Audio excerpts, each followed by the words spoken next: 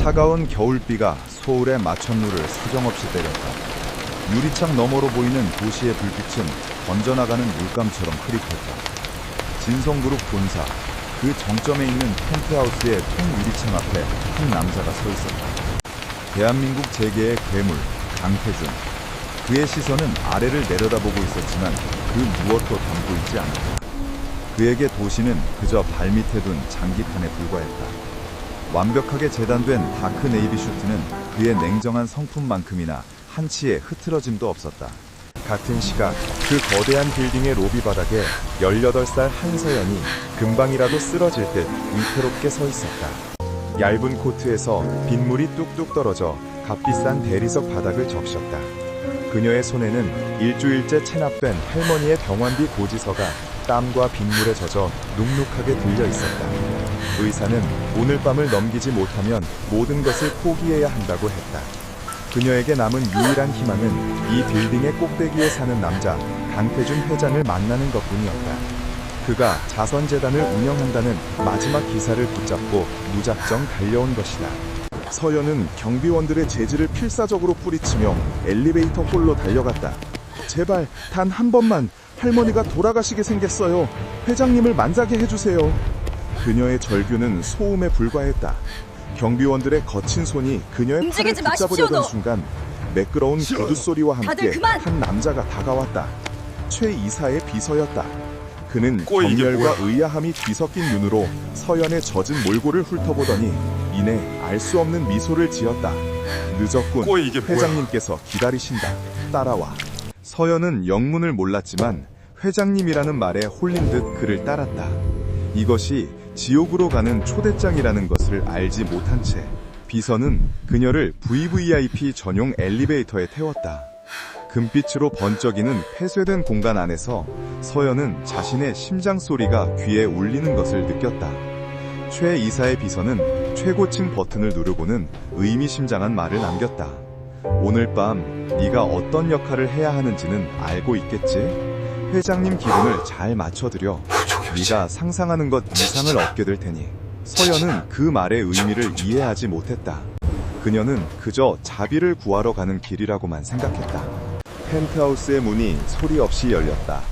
서연은 압도적인 사치와 고요함에 숨이 막혔다. 도시 전체가 발 아래 깔린 거대한 거실, 그리고 그 끝에 강태준이 서 있었다. 비서는 그녀를 안으로 가볍게 밀어넣고는 소리 없이 사라졌다. 태준은 천천히 돌아섰다. 그의 눈은 얼음장처럼 차가웠고 젖은 생쥐꼴을 한 서연을 머리부터 발끝까지 훑어보는 시선에는 일말의 감정도 담겨있지 않았다. 그는 오늘 밤 경정자인 최 이사가 자신을 무너뜨리기 위해 보낸 선물이 있다는 보고를 받았다. 늘 그랬듯 약점을 잡기 위한 더러운 함정일터였다. 최 이사가 보낸 선물이 너인가? 태준의 목소리는 방 안의 공기보다 더 차가웠다. 서연은 그 목소리에 얼어붙었다. 네? 아니, 저는... 그녀는 말을 더듬으며 앞으로 기어가듯 다가가 무릎을 꿇었다. 그녀의 유일한 희망이었다. 회장님, 제발 자비를 베풀어주세요. 저희 할머니가... 그녀는 젖은 고지서를 필사적으로 내밀었다. 하지만 태준은 그것을 쳐다보지도 않았다. 그의 눈에는 제발. 서연의 절박한 눈물과 공포에 질린 표정이 지독하게 잘 훈련된 연기로밖에 보이지 않았다. 태준은 경멸감에 입꼬리를 비틀었다.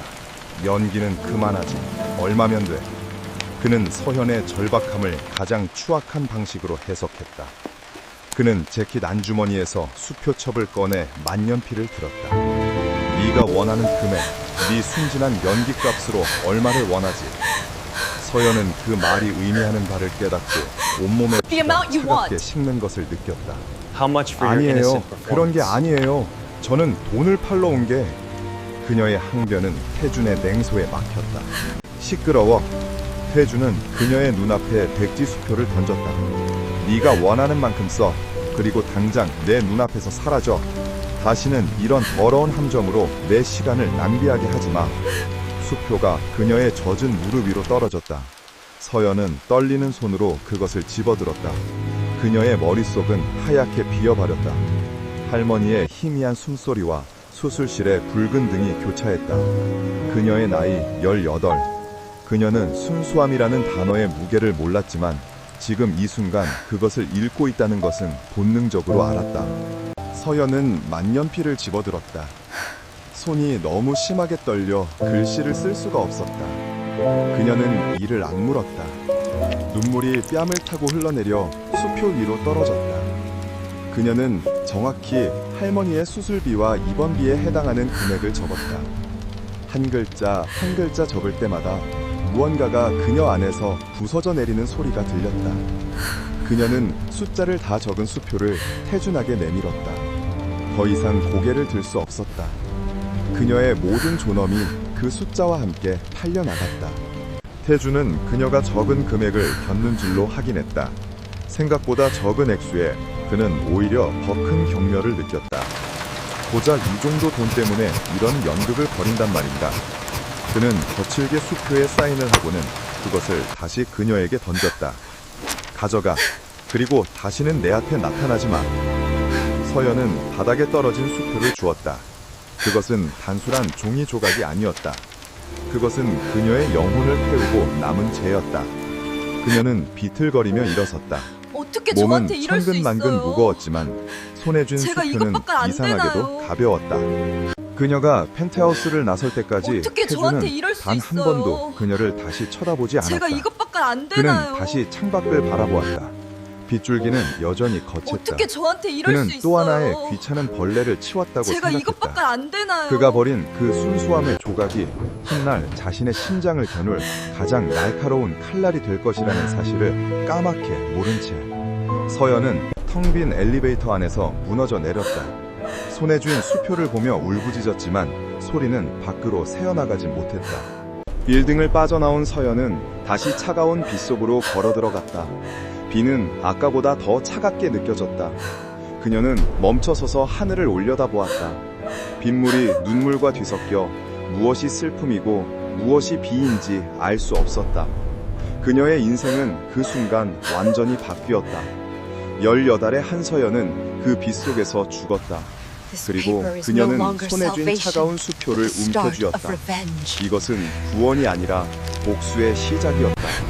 그녀는 병원으로 달려갔다. 할머니를 살려야 했다. 그리고 살아남아야 했다. 제발 서연이 우리 엄마 좀 병원 살려주세요. 수납 창구에 돈은 다 수표를 드릴게요. 내밀었을 때 여기요. 간호사는 네, 놀란 눈으로 접수되셨습니다. 그녀를 바라보았다. 보호자분은 안으로 들어가세요. 그들의 시선이 마치 그녀의 더러워진 영혼을 꿰뚫어 보는 것 같았다. 수술 동의서에 사인을 하고 응급수술실 앞 차가운 의자에 앉았을 때 그녀는 비로소 자신이 한 짓을 실감했다. 그녀는 자신의 모든 것을 바쳤다. 그 대가로 할머니의 생명을 얻었다. 하지만 가슴 속에는 거대한 구멍이 뚫린 듯 했다. 그 어떤 것으로도 채울 수 없는 공허함이었다. 몇 시간이 흐르고 수술실의 문이 열렸다. 의사는 피곤한 얼굴로 성공적이었다고 말했다. 할머니는 살았다. 서연은 안도감에 다리가 풀려 주저앉았다. 하지만 기쁨의 눈물은 나오지 않았다. 대신 심장을 얼어붙게 만드는 차가운 분노가 피어올랐다.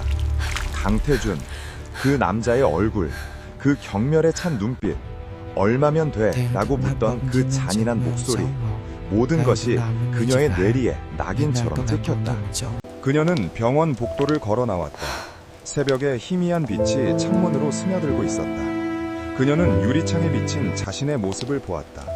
빗문에 젖고 눈물에 얼룩진 18살 소녀. 하지만 그 눈빛은 더 이상 순수하지 않았다. 그 속에는 맹렬한 불꽃이 타오르고 있었다.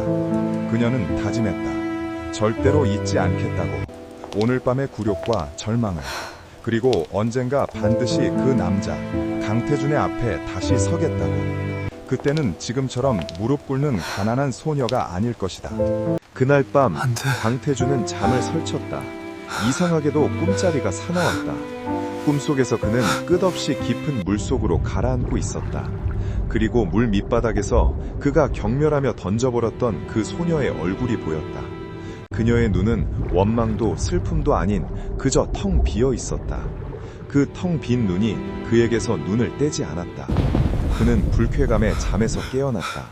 술을 한 잔 들이켰지만 그 찝찝한 기분은 사라지지 않았다. 그는 그저 최 이사의 저급한 수작에 기분이 상한 것뿐이라고 치부했다. 할머니의 수술은 기적처럼 성공했다. 중환자실 유리창 너머로 보이는 할머니의 미약하지만 고른 숨소리를 확인한 순간 한서연은 안도감 대신 지독한 허무감에 휩싸였다. 그녀가 지불한 것은 돈이 아니었다. 18의 영혼, 그 전부였다.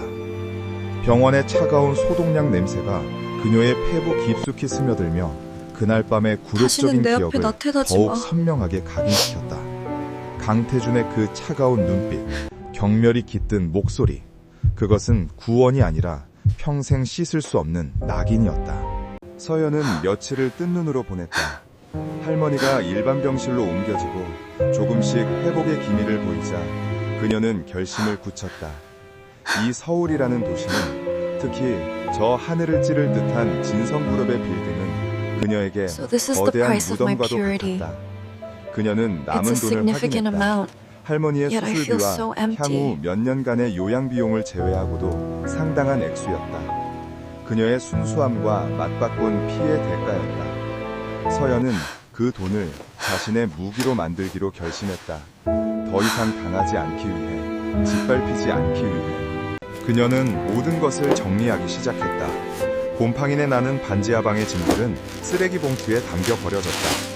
할머니는 공기 좋은 시골의 전문 요양병원으로 모셨다.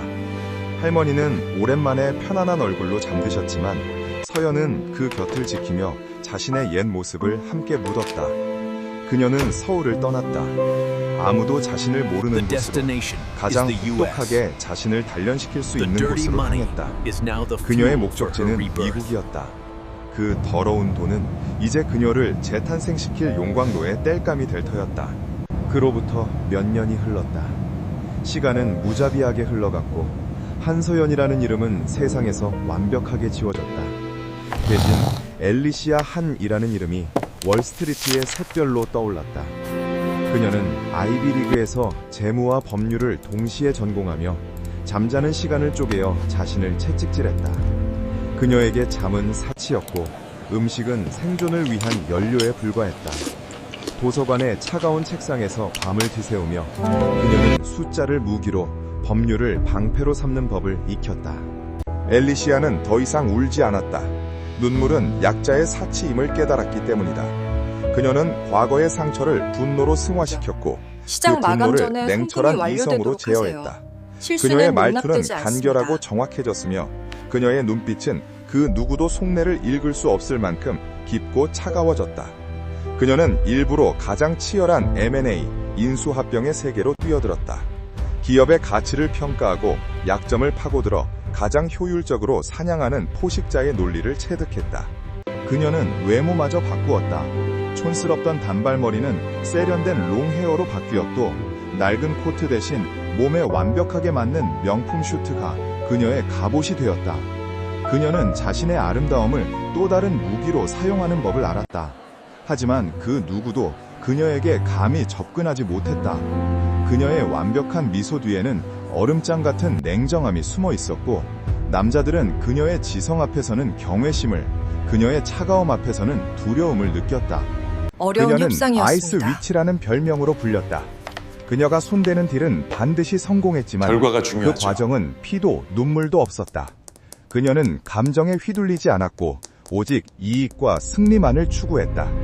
그녀는 자신을 철저히 가면 뒤에 숨겼다. 18살에 가난하고 순진했던 한서연의 흔적은 그 어디에도 남아있지 않았다. 오직 완벽하게 통제된 괴물 앨리시아 한만이 존재할 뿐이었다. 그리고 마침내 때가 왔다. 그녀가 속한 뉴욕의 투자회사가 아시아 시장 확대를 결정했고 그 첫 번째 타깃은 놀랍게도 진성그룹이었다. 거대한 규모의 합작 투자권이었고 이 중대한 임무를 수행할 책임자로 앨리시아 한이 지목되었다. 그녀는 서울행 비행기 티켓을 받았을 때 단 한순간도 표정의 변화를 보이지 않았다. 하지만 그녀의 심장은 몇 년 만에 처음으로 격렬하게 뛰고 있었다. 인천국제공항 입국장. 검은색 트렌치코트를 입은 한 여자가 긴 다리로 성큼성큼 걸어나왔다. 선글라스가 그녀의 문을 가리고 있었지만 굳게 닫힌 붉은 입술은 그 어떤 위압감보다 강렬했다. 그녀는 자신을 마중 나온 의전 차량에 올라탔다. 차가 서울의 도심으로 진입하자 그녀는 비로소 선글라스를 벗었다. 한강 너머로 여전히 그 자리에 군림하듯 서 있는 진성그룹의 마철로가 보였다. 그녀는 그 건물을 바라보며 가늘게 눈을 떴다. 그 눈빛에는 증오도 슬픔도 아닌 차가운 결의만이 담겨 있었다. 오래 기다렸어, 강태준. 그녀의 입술에서 나온 목소리는 그녀 자신조차 낯설 만큼 차갑고 낮았다. 18의 소녀는 그날 밤 죽었다. 그리고 지금 복수의 여신이 되어 지옥의 문을 열고 돌아왔다. 그녀는 가방에서 진성그룹의 두꺼운 분석 보고서를 꺼내 들었다. 첫 페이지에 있는 강태중의 사진이 그녀를 무표정하게 응시하고 있었다. 그녀는 더 이상 그 사진 앞에서 떨지 않았다. 오히려 그녀의 입가에는 희미하고도 잔인한 미소가 떠올랐다. 네가 가진 모든 것을 분석해주지. 네가 나에게 그랬던 것처럼. 그녀는 그날 밤의 수표를 떠올렸다. 그 수표는 그녀의 심장 가장 깊은 곳에 박힌 파편이었다. 이제 그 파편을 되돌려줄 시간이었다. 그녀는 자신의 인생을 완전히 바꾼 그 남자에게로 향하고 있었다. 그리고 이번에는 그가 그녀에게서 눈을 뗄 수 없을 차례였다. 엘리시아 한서연은 창밖의 풍경을 바라보았다. 모든 것이 변했지만 아무것도 변하지 않았다. 도시는 여전히 화려하고 그 꼭대기에는 여전히 그가 있었다. 하지만 이제 판은 바뀌었다. 그녀는 더 이상 무대 아래의 구경꾼이 아니었다. 그녀는 이 거대한 게임의 판도를 바꿀 핵심 플레이어, 히든 카드였다. 그녀는 자신의 새로운 역할을 받아들였다. 트로이의 목마처럼 가장 화려한 모습으로 적의 심장부에 입성할 준비를 마쳤다. 그녀는 휴대전화를 들어 뉴욕 본사에 짧은 메시지를 보냈다. 서울 도착, 업무 시작. 메시지를 보낸 그녀는 눈을 감았다. 머릿속으로는 이미 수만 번의 시뮬레이션을 끝냈다. 강태준과의 재회. 그 순간 자신은 어떤 표정을 지어야 할지, 어떤 목소리로 말해야 할지 그녀는 완벽해야 했다. 그가 그녀의 눈동자 속에서 아주 희미하게라도 과거의 그 비참했던 소녀를 발견하게 해서는 안 되었다. 차량은 서울 파이낸스 센터 SFC 앞에 멈춰섰다. 그녀의 한국지사 사무실이 있는 곳이었다. 그녀는 차에서 내려 빌딩을 올려다보았다. 진성그룹 본사와는 불과 몇 블럭 떨어진 곳이었다. 사냥감이 아주 가까이에 있었다. 그녀는 로비로 들어서며 자신의 슈트 재킷을 여몄다. 유리문에 비친 자신의 모습은 완벽했다. 차가운 아름다움과 날카로운 지성으로 무장한 여전사. 그녀는 자신의 과거가 묻힌 이 도시에서 자신의 미래를 되찾기 위한 전쟁을 시작할 준비가 되어 있었다. 진성그룹 본사 1층 로비. 한서연은 이곳의 대리석 바닥을 기억했다. 몇 년 전 빗물과 눈물로 얼룩진 뺨을 하고 이 차가운 바닥에 자신의 존엄을 내팽개쳤던 그날. 그때의 공기는 무겁고 적대적이었으며 모든 시선은 그녀를 찌르는 가시 같았다. 하지만 오늘 엘리시아 한으로 돌아온 그녀의 발걸음은 달랐다. 12cm의 날카로운 스틸레토 힐이 대리석 바닥에 부딪히며 내는 또각거리는 소리는 당당하고 거침이 없었다. 그녀의 등장은 로비의 공기를 순식간에 장악했다. 그녀는 완벽하게 재단된 화이트 팬츠 슈트를 입고 있었다. 한치의 오차도 없는 차가운 갑옷이었다. 그녀의 뒤로는 뉴욕 본사에서 파견된 소수 정예의 팀원들이 따랐다. 과거 그녀를 벌레 보듯 하던 보안 요원들은 이제 90도로 허리를 숙여 그녀에게 길을 열었다. 서연은 그들을 쳐다보지도 않았다. 그녀의 시선은 오직 정면, 그녀를 최고층 임원 회의실로 이끌 엘리베이터에 고정되어 있었다. 그날 밤 짐승처럼 끌려 올라갔던 그 금빛 엘리베이터가 아니었다. 이곳은 오직 선택받은 자들만이 오를 수 있는 임원 전용 엘리베이터였다. 40층 회의실, 통유리창 너머로 서울의 스카이라인이 아찔하게 펼쳐져 있었다. 그날 밤 그녀가 펜트하우스에서 보았던 바로 그 풍경이었다. 하지만 이제 그녀는 그 풍경에 압도당하지 않았다. 오히려 저 도시를 자신의 발 아래 둘 수 있다는 자신감에 차 있었다. 진성그룹의 임원들이 이미 긴장한 얼굴로 자리에 앉아 있었다. 월스트리트의 아이스위치, 엘리시아 한의 명성은 이미 서울까지 자자했다. 그들은 그녀가 자신들의 제안서를 어떻게 난도질할지 두려워하고 있었다. 서연은 정확히 약속 시간 1분 전에 회의실에 도착했다. 그녀는 자리에 앉아 노트북을 펼쳤다. 그 어떤 인사도 가벼운 농담도 없었다. 오직 얼음장 같은 침묵만이 그녀의 존재감을 더욱 부각시켰다. 임원들은 마른 침을 삼켰다. 그리고 정확히 약속 시간 정각, 회의실에 육중한 문이 열렸다. 모든 이의 시선이 그곳으로 향했다. 강태준이 들어섰다. 세월이 흘렀지만 그는 변하지 않았다. 여전히 완벽한 슈트핏, 주변을 압도하는 냉정한 카리스마, 그리고 모든 것을 꿰뚫어보는 듯한 차가운 눈빛. 그는 회의실을 천천히 훑어보았다. 그의 시선은 새로운 투자사의 책임자 엘리시아 한에게 향했다. 그리고 그 순간 강태준의 움직임이 아주 미세하게, 거의 알아챌 수 없을 정도로 멈칫했다. 그는 그녀를 알아보지 못했다. 그에게 그녀는 완전히 낯선 여자였다. 하지만 태준은 즉각적으로 반응했다. 그가 지금껏 느껴보지 못한 강렬한 이끌림이었다. 여자는 아름다웠다. 하지만 그가 상대해온 수많은 미인들과는 격이 다른 아름다움이었다. 그것은 날카로운 지성으로 벼려지고 차가운 무관심으로 감싸인, 마치 잘 벼린 얼음칼 같은 아름다움이었다. 그녀는 그를 쳐다보고 있었다. 하지만 그 시선에는 경외심이나 두려움이 없었다. 감히 그 강태준을 평가하는 듯한 도전적인 눈빛이었다. 그 오만함에 가까운 당당함이 그의 심기를 건드렸다. 그리고 동시에 그의 깊은 곳에 잠자고 있던 정복욕을 자극했다. 그는 그녀에게서 눈을 뗄 수 없었다. 서연은 저희가 자신의 제안하는 심장이 새로운 발밑으로 프로젝트에 대해 떨어지는 것을 설명드리겠습니다. 느꼈다. 그가 들어서는 순간 그날 밤의 모든 기억이 파편처럼 Thousands 그녀의 of hours of 머릿속을 스쳐 practice. 지나갔다. 그의 목소리, 그의 경멸, 수표에 사인하던 그의 손짓까지. 그녀는 손톱이 손바닥을 파고들도록 주먹을 쥐었다. 이 순간을 위해 수천 번을 연습했다. 절대로 무너져서는 안 된다. 그녀는 천천히 숨을 내쉬었고 자신의 얼굴 근육을 완벽하게 통제했다. 그녀는 그를 향해 가볍게 고개를 끄덕였다. 그 어떤 감정도 싣지 않은 완벽하게 사무적인 인사였다. 회의를 시작하겠습니다. 태준이 상속에 앉으며 낮게 말했다. 그의 시선은 여전히 집요하게 그녀를 자, 향해 그럴 다음 있었다. 안건으로 넘어가서 진성그룹 측의 마케팅 전략에 대해 프레젠테이션이 시작되었다. 논의해보겠습니다. 하지만 태준은 내용에 집중할 수 없었다. 그는 오직 엘리시아 한이라는 여자에게만 집중하고 있었다. 그녀가 보고서를 넘기는 손가락, 미동도 없이 스크린을 응시하는 옆모습, 그 모든 것이 그의 신경을 곤두서게 했다. 그는 이 여자를 원했다. 비즈니스 파트너로서든 혹은 그 이상이든. 프레젠테이션이 끝나고 태준이 그녀를 향해 턱짓을 했다.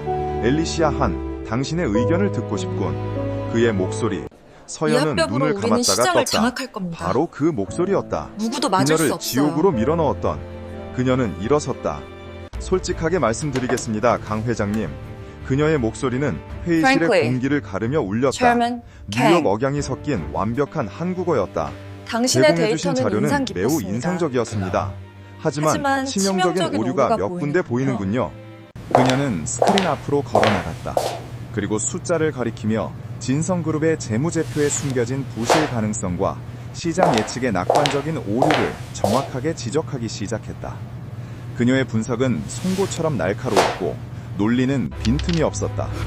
회의실의 온도가 몇 도는 더 내려간 듯했다. 진성그룹 임원들의 얼굴은 하얗게 질려갔다.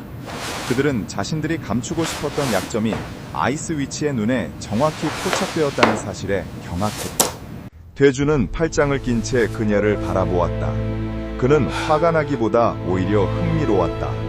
감히 자신의 제국 앞에서 칼을 빼든 이 여자의 배짱이 마음에 들었다. 그녀는 그저 아름다운 얼굴마담이 아니었다. 그녀는 진짜 선수였다.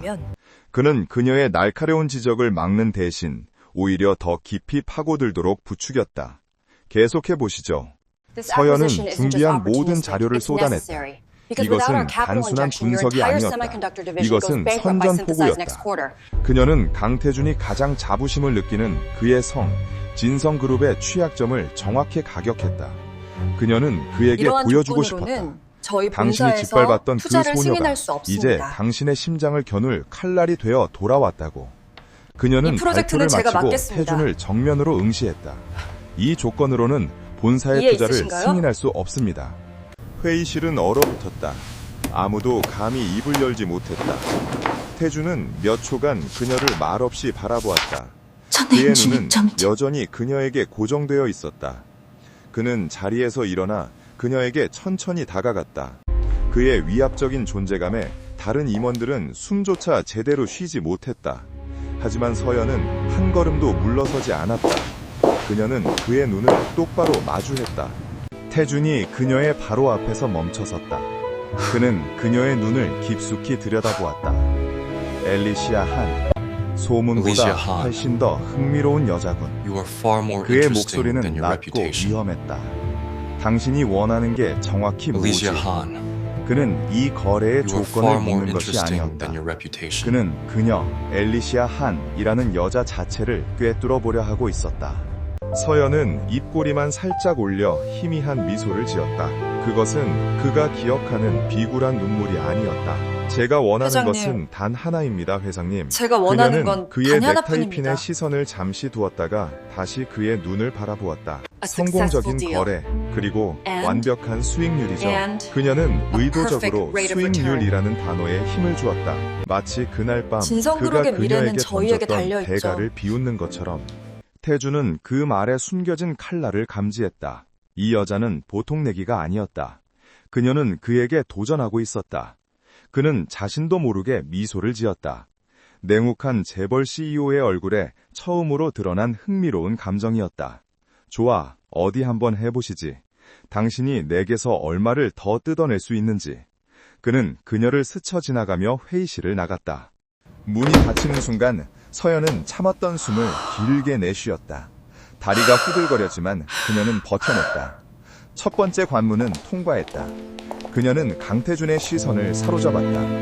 그가 그녀를 알아보지 못했다는 안도감과 동시에 그가 이건 단지 여전히 비즈니스일 자신을 뿐이야. 거래 대상으로 본다는 사실에 대한 참을 수 없는 분노가 치밀었다. 하지만 괜찮았다. 게임은 이제 막 시작되었으니까. 그녀는 천천히 자신의 자리로 돌아와 서류를 정리했다. 강태준은 몰랐다. 그가 지금 막 자신의 인생에서 가장 위험하고 매혹적인 게임에 발을 들여놓았다는 것을. 회의실의 냉기가 가시기도 전에 강태준과 엘리시아 한의 본격적인 전쟁이 시작되었다. 그것은 더 이상 단순한 합작 투자 협상이 아니었다. 그것은 두 개의 날카로운 지성이 부딪히는 체스판이었고 서로의 의지를 시험하는 살얼음판이었다. 강태준은 진성그룹의 회의실을 자신의 영토로 여겼다. 이곳에서 그는 왕이었고 그의 말은 곧 법이었다. 하지만 엘리시아 한이라는 여자는 그 법칙을 따르지 않았다. 태준은 일부러 그녀를 한계까지 몰아붙였다. 그는 새벽같이 회의를 수집했고 식사 시간을 넘겨가며 마라톤 협상을 이어갔다. 그녀가 제시한 자료의 가장 사소한 부분까지 물고 늘어지며 그녀의 논리에 흠집을 내려 애썼다. 그의 팀은 회장의 압박에 못 이겨 엘리시아의 팀을 거세게 몰아붙였다. 이것은 그의 방식이었다. 현재 시장 상대의 진을 점유율은 빼고 15% 감정적으로 흔들어 약점을 드러나게 만드는 것. 구조 정리는 그는 불가피합니다. 그녀의 그 완벽한 얼음 가면이 깨지는 순간을 보고 싶었다.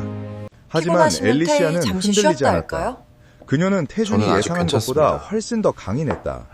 그녀는 10시간이 넘는 회의에도 민법 제 지친 기색 하나 502조에 보이지 따르면 않았고 작년 그의 대비 어떤 20% 도발적인 질문에도 감소했습니다. 냉철한 데이터와 법적 근거로 맞받아쳤다. 실망감은 그녀의 이해합니다만 목소리는 언제나 조건은 침착했고 변함이 그녀의 없습니다. 시선은 단 한 번도 그의 시선을 피하지 않았다. 그녀는 마치 이 싸움을 수없이 반복해본 노련한 전사 같았다. 그녀의 이런 모습은 태준을 매료시키는 동시에 참을 수 없는 좌절감을 개인적인 감정은 안겨주었다. 배제하고 태준은 자신이 이상해지고 있음을 깨달았다. 그는 더 이상 재무제표의 숫자에 집중하고 있지 않았다. 그의 모든 신경은 엘리시아 한에게 쏠려 있었다. 그녀가 무심코 머리를 쓸어넘기는 손짓, 그녀가 마시는 커피, 혹시 그는 너 그녀가 설탕이나 언제나 크림 없이 설탕이나 마시는구나. 크림 없이 블랙커피만 마신다는 것을 알아챘다. 그리고 회의실에 은은하게 퍼지는 그녀의 차가운 향수 냄새까지. 그는 그녀의 모든 것을 관찰하고 있었다. 이것은 비즈니스적인 관심이 아니었다. 그것은 소유욕과 정복욕이 뒤섞인 강태준 자신이 한 번도 경험해보지 못한 형태의 집착이었다. 네, 이 부분은 그는 왜 이 여자가 자신을 이토록 자극하는지 이해할 수 없었다.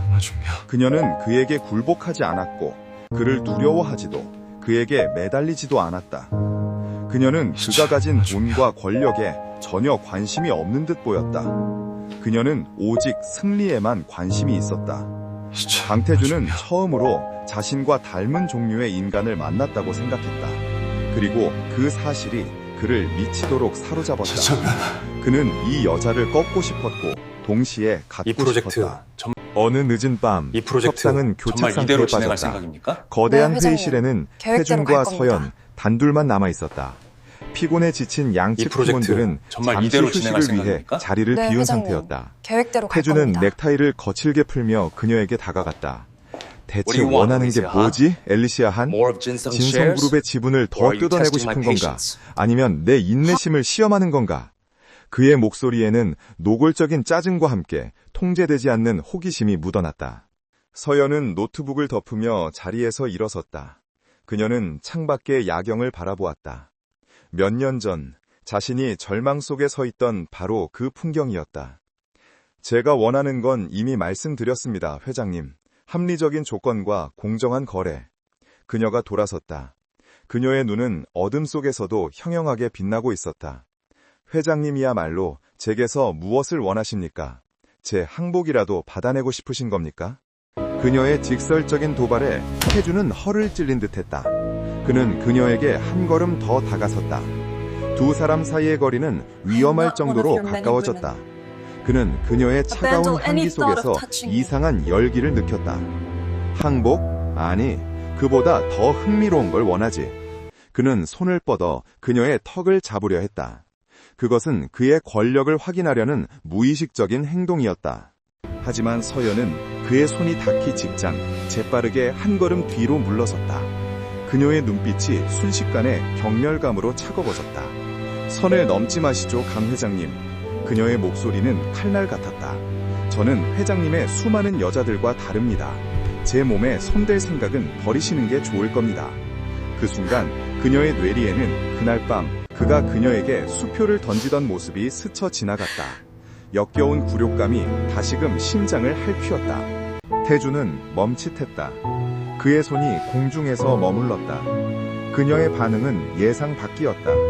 두려움이나 수치심이 아니라 순수한 분노와 경고였다. 그는 처음으로 거절당했다는 사실에 당혹감을 Not 느꼈다. an order. 그리고 그 당혹감은 곧 분노로 Advice. 바뀌었다. 감히 이 여자가 자신을 거부해? Not an 그는 order. 자신도 모르게 그녀의 팔을 거칠게 Advice. 붙잡았다. 지금 나한테 명령하는 건가? Not an 서연은 order. 그의 손아귀에 접힌 자신의 팔을 내려다보았다. Advice. 그리고 천천히 고개를 들어 그의 눈을 마주했다. 그녀의 눈에는 두려움 대신 차가운 연민이 어렸다. 명령이 아니라 충고입니다. 그녀는 힘을 주어 그의 손을 뿌리쳤다. 저는 회장님이 생각하는 그런 방식으로 움직이지 않습니다. 협상은 내일 다시 하죠. 그녀는 서류 가방을 챙겨 그를 스쳐 지나갔다. 태준은 텅 빈 회의실에 홀로 남겨졌다. 그의 손에는 방금 전 그녀를 붙잡았던 감촉이 생생하게 남아있었다. 그는 주먹을 불끈 쥐었다. 굴욕감과 함께 정체 모를 흥분이 그를 휩쌌다. 그녀는 그의 통제를 벗어났다. 그리고 그 사실이 그를 더욱더 그녀에게 집착하게 만들었다. 그는 반드시 저 여자의 가면을 벗겨내고 그녀가 감추고 있는 진실을 알아내야겠다고 다짐했다. 그는 그녀가 단순한 M&A 전문가가 아님을 직감했다. 한편 엘리베이터에 홀로 탑승한 서연은 벽에 등을 기댄 채 거친 숨을 몰아쉬었다.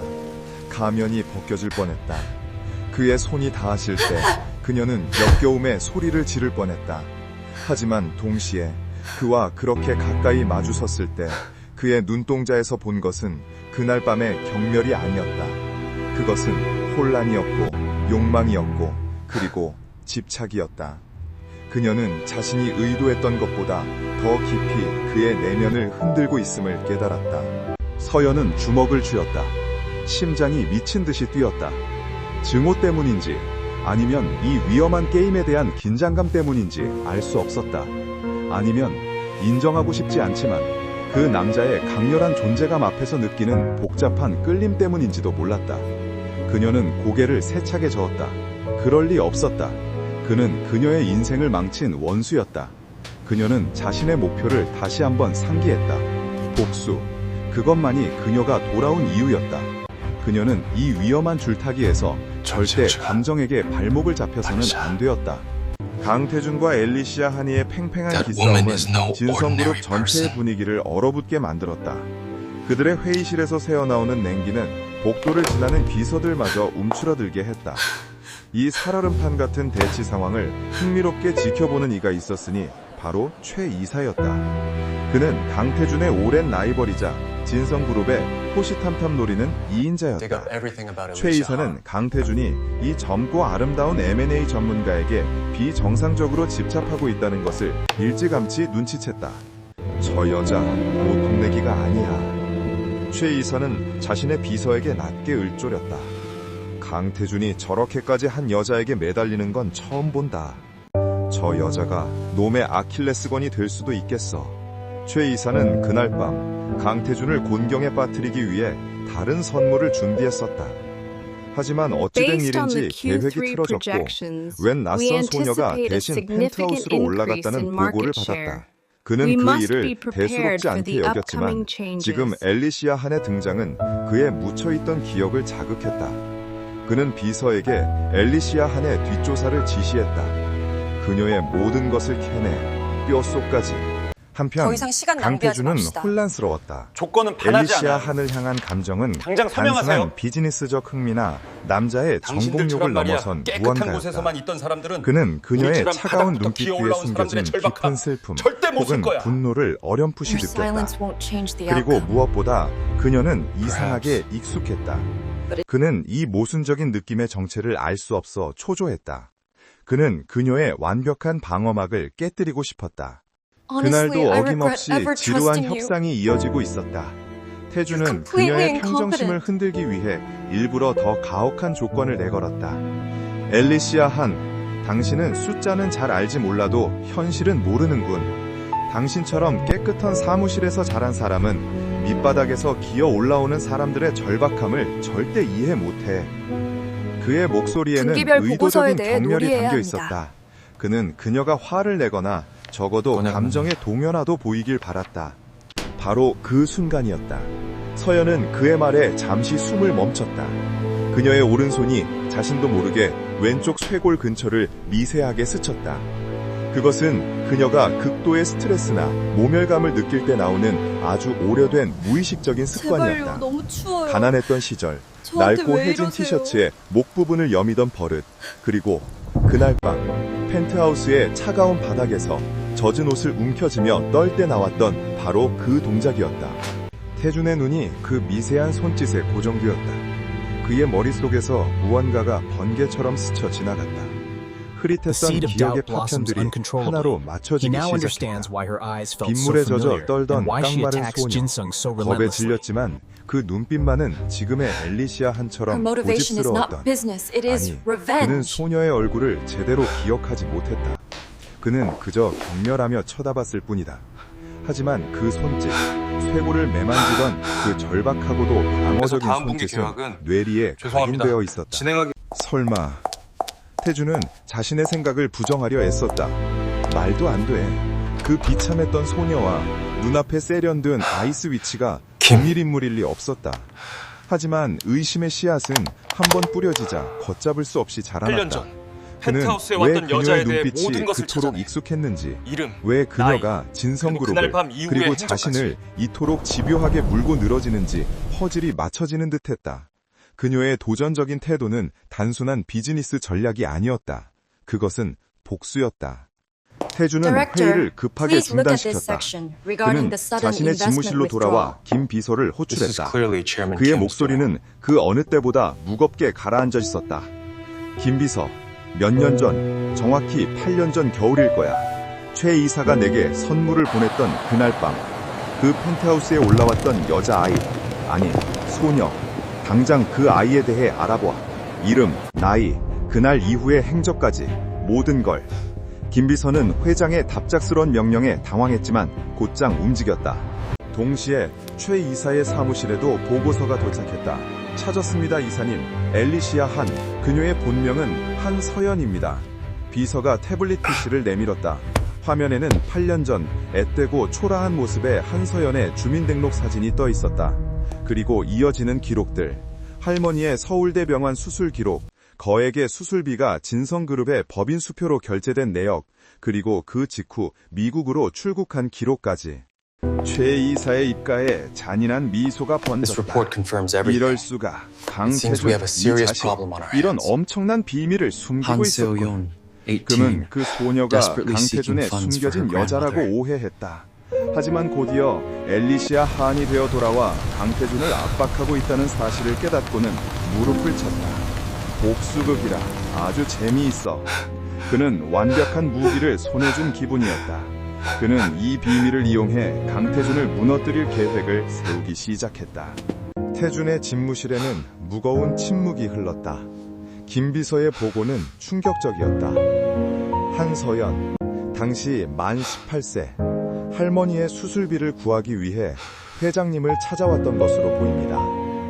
태준은 눈을 감았다. 머릿속이 하얗게 비는 것 같았다. 그날 밤 자신이 했던 말들이 귀에 울렸다. 얼마면 돼? 더러운 함정. 그는 절박하게 자비를 구하러 온 18살 소녀를 가장 잔인한 방식으로 짓밟았던 것이다. 그는 그녀가 연기를 한다고 생각했다. 하지만 연기를 했던 것은 자신이 아니었을까? 그녀는 돈을 원했지만 그것은 탐욕이 아닌 생존을 위한 절규였다. 태준은 처음으로 심장이 차가운 얼음으로 꽉 조이는 듯한 고통을 느꼈다. 그것은 그가 평생 느껴본 적 없는 죄책감이었다. 그는 자신이 한 짓의 무게를 깨달았다. 그가 경멸하며 던져버린 그 수표가 한 소녀의 순수함을 산산조각 내고 그녀를 지금의 냉혹한 복수자로 만들어버린 것이다. 그는 앨리시아 한서연을 다시 떠올렸다. 그녀의 그 차가운 눈빛, 그 경멸, 그것은 자신을 향한 것이었다. 그는 모든 것을 이해했다. 그리고 동시에 지독한 후회가 밀려왔다. 그는 그녀에게 씻을 수 없는 상처를 주었다. 그가 그녀에게서 눈을 뗄 수 없었던 것은 단순한 매력이 아니었다. 그것은 아마도 그의 무의식이 그녀의 상처 입은 영혼을 알아보았기 때문일지도 모른다. 그는 비틀거리며 일어나 창밖을 바라보았다. 그는 이제 이 게임의 본질을 알았다. 그리고 그는 자신이 이길 수 없음을 직감했다. 폭풍은 예고 없이 몰아쳤다. 다음 날 아침 대한민국 모든 경제지의 일면 헤드라인이 진성그룹을 강타했다. 월스트리트의 얼음마녀 앨리시아 한, 진성그룹 내부 정보 유출 및 거액의 리베이트 혐의. 기사는 구체적인 송금 내역과 날짜까지 거론하며 앨리시아 한이 경쟁 관계에 있는 사모펀드에 진성의 M&A 협상 내역을 넘기고 막대한 뒷돈을 챙겼다고 보도했다. 진성그룹의 주가는 개장과 동시에 폭락하기 시작했다. 긴급 이사회가 소집되었다. 강태준이 회의실 문을 열고 들어섰을 때 공기는 살얼음판처럼 차갑고 팽팽했다. 모든 이사의 얼굴에 불안과 분노가 서려 있었다. 그리고 그 상석, 태준의 맞은편에 앉은 최 이사는 애써 침통한 표정을 지어 보였지만 그의 눈빛은 승리감에 번들거리고 있었다. 회장님, 이게 다 어찌 된 일입니까? 한 이사가 고함을 질렀다. 회장님이 전적으로 신임하고 데려온 저 여사가 우리 뒤통수를 쳤습니다. 최 이사가 기다렸다는 듯이 일어섰다. 진정들 하십시오. 그는 준비한 자료를 스크린에 띄웠다. 그것은 앨리시아 한의 이름으로 개설된 해외 페이퍼 컴퍼니의 계좌 내역과 그녀가 사모펀드 대표와 비밀리에 만나는 모습이 찍힌 파파라치 사진들이었다. 모든 증거는 완벽하게 그녀를 범인으로 지목하고 있었다. 저도 믿고 싶지 않았습니다. 하지만 증거가 너무나 명백합니다. 그녀는 우리를 속이고 회장님을 기만했습니다. 당장 그녀를 해임하고 검찰에 고발해야 합니다. 강태준은 스크린에 떠있는 조작된 증거들을 바라보았다. 그의 표정은 얼음장처럼 차가웠지만 그의 머릿속은 그 어느 때보다 빠르게 회전하고 있었다. 그는 이것이 최 이사의 함정임을 직감했다. 그리고 그 함정의 목적이 단순히 앨리시아 한을 제거하는 것이 아니라 그녀를 비호하는 것처럼 보이는 자신, 강태준을 끌어내리기 위함이라는 것도 알았다. 이사들의 시선은 이제 태준에게로 향했다.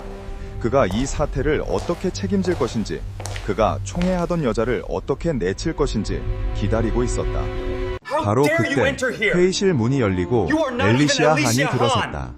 그녀는 이미 로비에서 기자들에게 둘러싸여 험한 세례를 받고 온 터였다. 그녀의 머리카락은 조금 흐트러져 있었지만 그녀의 눈빛은 여전히 꼿꼿했다. 그녀는 자신에게 쏟아지는 수십 개의 적대적인 시선을 정면으로 마주하며 회의실 중앙으로 걸어나왔다.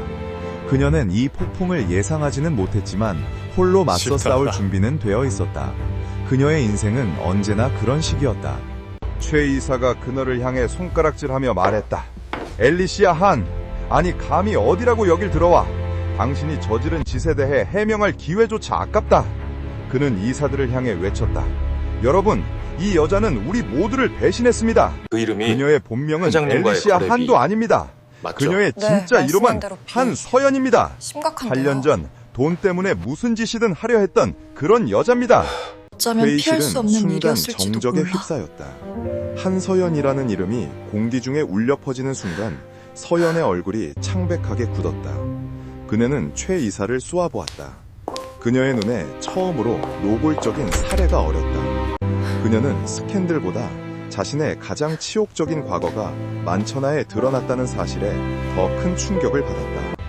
이사들은 한서연이라는 이름과 돈 때문에 무슨 짓이든 이라는 말의 의미를 파악하려 술렁였다. 모든 시선이 다시 강태준에게로 향했다. 최 이사는 결장타를 지금 어딜 날렸다고 가는 생각했다. 겁니까? 회장이 당장 멈춰요. 과거에 돈으로 얽혔던 여자를 신분 세탁한 것도 모르고 회사에 끌어들여 농락당했다. 이보다 더 큰 스캔들은 없었다. 강태준의 리더십은 끝장난 것이나 다름없었다. 이사들은 그가 당장이라도 앨리시아 한이의 뺨을 때리거나 보안 요원을 불러 그녀를 끌어내라고 명령할 것이라 예상했다. 서연은 입술을 깨물었다. 피맛이 느껴졌다. 그녀는 모든 것을 체념했다. 어차피 이렇게 될 운명이었을지도 모른다. 그녀는 마지막 남은 자존심으로 이 자리를 걸어나가 뉴욕의 변호사들과 함께 이 지옥 같은 싸움을 홀로 시작할 준비를 했다. 그녀가 돌아서려던 바로 그 순간, 닥치지 못할까, 최 이사! 회장님, 강태준의 목소리가 전둥처럼 회의실을 울렸다. 그 여자를 그는 자리에서 일어나 비호하시는 최 이사에게로 개니까. 천천히 걸어갔다. 그의 눈은 분노로 이글거렸다. 지금 이 자리에서 그 이름이 왜 나오지? 그는 최 이사를 지나쳐 충격에 빠진 서연의 앞에 멈춰섰다. 그는 그녀를 내려다보았다. 그녀의 흔들리는 눈동자 속에서 8년 전 그날 밤 절망에 빠져있던 18살 소녀의 모습을 보았다. 그리고 자신이 그녀에게 저질렀던 끔찍한 잘못을 다시 한번 깨달았다. 죄책감이 그의 심장을 찔렀다. 저는 모든 것을 경악했다. 신뢰에 걸겠습니다. 회장님, 지금 저 여자를 감싸시는 겁니까? 강태준은 서연에게서 시선을 떼지 않은 채 말했다. 감싸는 것이 아니다. 그는 천천히 돌아서서 이사들과 최 이사를 정면으로 마주했다. 그의 목소리는 낮고 단호했다. 나는 내 사람을 믿는다. 그 한마디에 회의실은 숨소리조차 들리지 않았다. 냉혈한, 계산기, 그 어떤 감정에도 흔들리지 않던 강태준 회장이 지금 모든 증거가 가리키는 한 여자를 믿는다고 선언한 것이다. 최 이사는 당황해서 말을 더듬었다. 내부 스파이를 찾기 회장님, 위해 제정신이십니까? 즉각적인 증거가... 특별감사를 실시할 태준은 것입니다. 호웃음을 쳤다. 이렇게 완벽하게 조작된 증거를 믿으란 말인가? 나는 앨리시아 한의 능력을 믿는다. 그리고 그녀가 진성그룹을 위해 일해온 과정을 믿는다. 그는 서연의 옆에 나란히 섰다. 그것은 명백한 보호의 제스처였다. 이 스캔들은 명백히 내부의 결정은 적이 부는 되었습니다. 진성의 M&A를 계획대로 방해하고 진행하세요. 내 리더십을 흔들기 위한 수작이지. 그는 최 이사를 매섭게 쏘아보았다. 나는 이 시간부로 앨리시아 한을 이 M&A 건의 전권 책임자로 임명한다. 그리고 동시에 이 모든 정보를 유출하고 스캔들을 조작한 내부 배신자를 색출하기 위한 특별 감사를 실시하겠다. 그는 이사들을 향해 선언했다. 만약 이 결정에 불만이 있거나 내 판단을 믿지 이건 여기서 못하겠다면 큰데. 지금 당장 진성 이사님에 내 대한 부자는 회장직 더 이상 퇴임안을 용납하지 않겠어. 상정해도 좋다. 모두가 숨을 죽였다. 강태준이 자신의 모든 것을 건 것이다. 자신의 자리, 진성에서의 모든 이건 권력을 분명히 김 한 이사님 여자에 책임입니다. 대한 그만하십시오. 실외 하나에 걸었다. 그 일에 대한 최종 결정은 제가 그것은 내렸습니다. 그가 평생 한 모든 번도 비난은 해본 적 저에게 없는 하십시오. 가장 비이성적이고 가장 위험한 도박이었다. 하지만 그는 물러설 수 없었다. 8년 전 그는 돈으로 그녀의 순수함을 짓밟았다. 오늘 그는 자신의 모든 것을 걸고 그녀의 명예를 그리고 그녀 자신을 지켜야만 했다. 그것이 그가 할 수 있는 유일한 속죄의 시작이었다. 서연은 자신의 귀를 의심했다. 그녀는 강태준의 옆모습을 멍하니 바라보았다. 저 남자가 자신을 지켰다고? 자신을 파멸시켰던 바로 그 남자가 이제는 자신의 방패가 되어 모든 화살을 대신 맞고 서 있었다. 그녀가 상상했던 모든 복술의 시나리오가 무너져 내렸다. 그녀는 그가 자신을 경멸하고 다시 한번 짓밟을 것이라 예상했다. 하지만 그는 자신을 믿는다고 했다. 그녀의 심장이 혼란스럽게 요동치기 시작했다. 증오로 가득 찼던 심장에 그녀가 알지 못하는 뜨겁고 낯선 감정이 파고들기 시작했다. 이 사회의 모든 폭풍이 왕국이 지나간 그녀에게 회의실은 위임되었습니다. 마치 태풍의 눈처럼 고요했다. 이것은 전례 강태준은 없는 폭탄 선언에 도박입니다. 최 이사는 하얗게 모든 질린 얼굴로 왕국이 뒷걸음질 그녀에게 쳤고 위임되었습니다. 다른 이사들은 감히 누구의 편에 이것은 서야 전례 할지조차 없는 결정하지 도박입니다. 못한 채 여기서 얼어붙어 무너지면 있었다. 그녀가 강태준은 쌓은 그들의 모든 동요를 것과 태원의 묵살했다. 위치가 망가질 거야. 그는 즉시 자신의 직속 비서실과 법무팀 그리고 보안팀으로 구성된 특별감사팀을 소집했다. 그리고 그 지휘권을 아이러니하게도 이 모든 스캔들의 중심에 서 있는 엘리시아 한에게 일임했다. 이것은 전례 없는 도박이었다. This topographical 강태준은 data 자신의 confirms the 왕국 breach. 전체를 그녀의 손에 Mobilize all 맡긴 것이나 available units now. 다름없었다. 서연은 그의 의도를 알 수 없었다. 자신을 믿는다는 그 말은 8년 전 그녀의 뺨을 때렸던 그 수표보다 더 출시의 유령 혼란스러웠다. 회사 자금은 하지만 간단한 그녀에게는 추적을 피하기 선택지가 위해 없었다. 설계되었지만 여기서 디지털 무너지면 흔적은 그녀가 남습니다. 피와 눈물로 쌓아올린 모든 것이 물거품이 됨과 동시에 강태준마저 끌어내릴 터였다. 그녀는 자신의 복수가 이런 식으로 완성되기를 원하지 S3분기 않았다. 데이터. 회장실로 가죠. 서연은 차갑게 말했다. 그녀의 목소리는 미세하게 떨리고 있었지만 그 누구도 눈치채지 못했다. 그녀는 엘리시아 한의 가면을 다시 고쳤었다. 지금은 감상에 빠져 있을 때가 아니었다. 전쟁은 이제 막 시작되었으니까. 강태준의 집무실은 거대한 전쟁 상황실로 변했다. 서연은 냉철한 지휘관이 되어 움직였다. 최 이사가 유출한 자료는 너무 완벽해요. 이건 함정이라는 뜻입니다. 그녀는 스크린에 뜬 데이터들을 가리키며 말했다. 그가 심어둔 페이퍼 컴퍼니의 자금 흐름은 분명 역추적을 피하기 위한 장치일 겁니다. 하지만 그럴수록 디지털 족적은 남기 마련이죠. 그녀는 키보드를 두드리기 시작했다. 그녀의 손가락은 마치 피아니스트처럼 빠르고 정확하게 움직였다. 강태준은 한 걸음 알겠습니다. 물러서서 수고하셨습니다. 그녀를 지켜보았다. 그는 자신의 최정의 팀이 저 여자 하나의 지휘 아래 일사불란하게 움직이는 것을 보았다. 그녀는 날카로웠고 수고하셨습니다. 집요했으며 상대의 수를 세 수 앞서 읽고 있었다. 그는 자신이 8년 전에 짓밟았던 것이 단순한 알겠습니다. 소녀의 수고하셨습니다. 순수함이 아니라 이토록 찬란하게 빛날 수 있었던 거대한 잠재력이었음을 깨달았다. 죄책감이 그의 목을 졸랐다. 그는 그녀가 이 싸움에서 이기기를 자신을 위해서가 아니라 그녀 자신을 위해서 이기기를 간절히 바랐다. 몇 시간이 흘렀다. 해가 지고 도시의 불빛이 창밖을 수놓을 때까지 서연은 단 한순간도 쉬지 않았다. 찾았어요. 그녀의 목소리는 낮고 확신에 차 있었다. 최 이사가 스위스 계좌로 송금한 내역입니다. 그가 매수한 사모펀드 대표에게 보낸 돈이죠. 하지만 그 돈이 다시 제3의 계좌를 거쳐 여기 최 이사 아들의 유령 회사로 흘러들어갔습니다. 그녀는 마지막 엔터키를 눌렀다. 스크린에는 최 이사가 빼돌린 비자금의 흐름과 이번 스캔들을 조작하기 위해 사용한 자금의 출처가 명백하게 드러났다. 그녀는 최 이사가 자신을 함정에 빠뜨리기 위해 사용한 바로 그 수법을 역이용해 그의 모든 비리를 파헤쳐버린 최 것이다. 이사님 말씀이 맞았어요. 강태준은 말없이 제 보안팀장에게 본명은 고갯짓했다. 한서연이에요. 모든 8년 것이 전에 돈 끝났다. 때문에 찾아왔던 그 법무팀이 여자예요. 증거 자료를 최 이사님 챙겨 말씀이 집무실을 맞았어요. 나갔고 곧이어 제 본명은 복도 저편에서 한서연이에요. 최 이사의 절규와 8년 전에 함께 돈 때문에 그가 찾아왔던 보안 그 요원들에게 여자예요. 끌려나가는 소리가 희미하게 들려왔다. 집무실에는 다시 침묵이 찾아왔다. 며칠간의 전쟁이 허무하게 끝난 뒤의 정적이었다. 서연은 긴장이 풀리자 온몸에 힘이 빠져나가는 것을 느꼈다. 그녀는 비틀거리며 소파에 주저앉았다. 그녀는 이겼다. 자신의 결백을 증명했고 최 이사에게 복수했다. 하지만 가슴은 왜 이토록 텅 비어버린 것일까? 강태준은 그녀의 맞은편에 앉았다. 그는 재킷을 벗어던졌고 넥타이를 거칠게 풀어헤쳤다. 냉철한 CEO의 모습은 온데간데 없었다. 그는 깊은 피로와 고뇌에 젖은 한 남자의 얼굴을 하고 있었다. 그는 그녀를 오랫동안 바라보았다. 고맙다는 말은 하지 않겠어. 당신이 당신의 능력을 증명해 보인 거니까. 서연은 고개를 들었다. 그녀의 눈은 붉게 충혈되어 있었다. 왜죠? 그녀가 물었다. 목소리는 쉬어 있었다.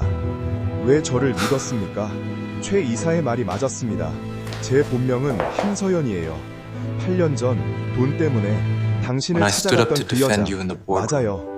그녀는 스스로 상처를 헤집었다. 태주는 눈을 감았다. 올 것이 왔다고 생각했다. 그는 천천히 눈을 떴다. 그의 눈동자는 그 어느 때보다 깊고 고통스러워 보였다. 알고 있었소. 서연의 심장이 멎는 듯했다. 언제부터요? 회의실에서 당신이 무의식적으로 쇄골을 만지는 것을 봤소. 그는 자신의 쇄골을 가리켰다. 그날 밤 비에 젖어 떨던 당신이 했던 바로 그 행동이었지. 그 순간 모든 것이 내 머리를 내리쳤어. 그의 목소리는 죄책감으로 갈라졌다. 서연은 숨을 쉴 수 없었다. 그녀가 그토록 숨기고 싶었던 과거, 그녀가 그토록 격렬했던 자신의 모습, 그 모든 것을 그가 알고 있었다. 그런데도 저를 감쌌다고요? 동정이었나요? 아니면 8년 전에 대한 뒤늦은 보상? 그녀의 목소리에 분노가 실리기 시작했다. 동정? 보상? 태주는 자조적인 웃음을 터뜨렸다. 그런 거였다면 차라리 쉬었겠지. 그는 자리에서 일어나 그녀에게 다가갔다. 서연은 본능적으로 몸을 움츠렸다. 태주는 그녀의 그 방어적인 자세에 가슴이 찢어지는 듯했다. 단지 죄책감 때문이 그는 아니야. 그녀의 몇 걸음 앞에서 멈춰섰다. 널 잃고 싶지 않았기 때문에. 내가 당신을 믿는다고 선언했을 때 그건 이성적인 판단이 아니었어. 그건 본능이었어. 네가 그는 아무리 그녀를 노력해도 정면으로 난 바라보았다. 널 사랑할 수 없어. 당신이 엘리시아 한으로 내 회의실에 처음 걸어 들어왔을 때 거짓말이었어. 나는 숨이 막혔어. 당신이 날 망치고 싶어 당신은 했던 걸 내가 알지만 지금껏 본 그 난 어떤 당신을 여자와도 멈출 수가 달랐어. 없어요. 차가웠고 오만했고 사랑해요. 그리고 눈부셨지. 나는 당신에게서 눈을 뗄 수가 없었어. 그게 내 집착의 시작이었지. 하지만 그게 다가 아니었어. 그는 고통스럽게 말을 이었다. 당신이 한서연이라는 것을 깨달았을 때, 내가 내 손으로 당신의 인생을 짓밟았다는 것을 알았을 때, 나는 내가 괴물이라는 것을 깨달았소. 당신은 내가 버린 그 절망 속에서 스스로를 불태워 지금의 모습으로 다시 태어난 거요. 불사조처럼. 그는 무릎을 꿇었다. 대한민국 재계의 황제 강태준이 그녀의 앞에서 무릎을 꿇었다. 서연은 너무 놀라 뒷걸음질 쳤다. 일어나요. 지금 뭐하는? 내가 당신에게 한 짓은 용서받을 수 없소. 그는 고개를 숙인 채 말했다. 나는 당신의 18살을 그 순수함을 돈으로 샀다고 생각했지. 그 오만함에 대한 대가를 지금 치르고 있는 거요. 그는 고개를 들었다. 그의 눈에는 그가 한 번도 보인 적 없는 처절한 후회와 함께 뜨거운 무언가가 담겨 있었다. 이 사회장에서 당신을 지킨 건 죄책감 때문만은 아니야. 물론 죽을 만큼의 죄책감을 느끼고 있어. 하지만 그것보다 더 큰 건 당신이라는 여자를 잃고 싶지 않았기 때문이요. 당신이 나를 증오하는 걸 알면서도, 당신이 나에게 복수하기 위해 돌아온 걸 알면서도 나는 당신을 원하오, 한서연. 아니, 엘리시아 한. 당신이 어떤 이름으로 불리든 나는 당신이라는 존재 자체를 감히 원하고 있소. 이것은 서연이 상상했던 그 어떤 복수보다 더 잔인한 고백이었다. 그녀는 그가 자신 앞에서 무릎 꿇고 파멸하는 것을 보고 싶었다. 하지만 그는 그녀에게 사랑을 고백하고 있었다. 그녀의 모든 계획, 그녀의 모든 증오가 길을 잃고 헤매기 시작했다. 그녀는 그를 증오해야 했다. 그런데 왜 심장이 이렇게 아프게 뛰는 것인가? 그녀는 떨리는 손으로 입을 막았다. 눈물이 뺨을 타고 흘러내렸다. 8년 만에 처음으로 엘리시아 한이 아닌 한서연으로서 흘리는 눈물이었다. 그녀는 무릎 꿇은 남자를 내려다보았다. 이 남자는 그녀의 구원자인가? 아니면 여전히 그녀를 파멸시킬 악마인가? 그녀는 아무것도 알 수 없었다.